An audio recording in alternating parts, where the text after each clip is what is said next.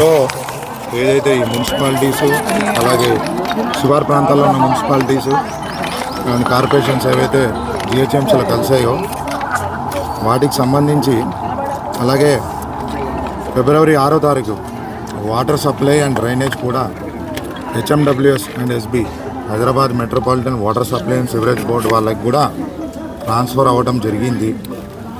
మన దగ్గర ఎగ్జిస్టింగ్ ఏదైతే వాటర్ సప్లై మేడ్చల్ ప్రజలకి గతంలో ఇచ్చేవారో అది మిషన్ భగీరథ నుండి మనకి వాటర్ రావాలి.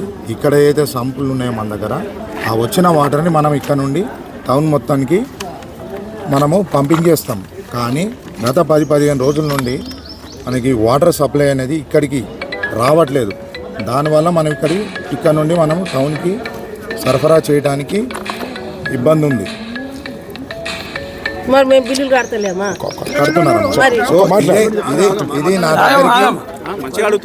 ఇది నా దగ్గరికి చాలామంది వచ్చారు,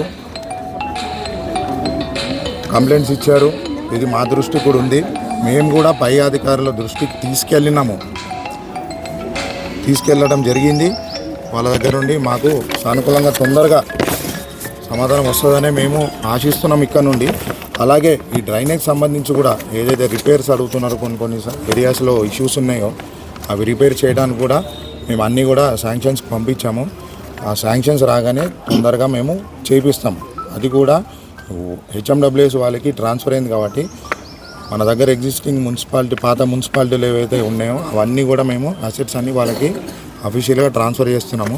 ట్రాన్స్ఫర్ చేసిన ఈ వరకు వాళ్ళు చేస్తారు. కోఆర్డినేషన్ మేము చేస్తాము.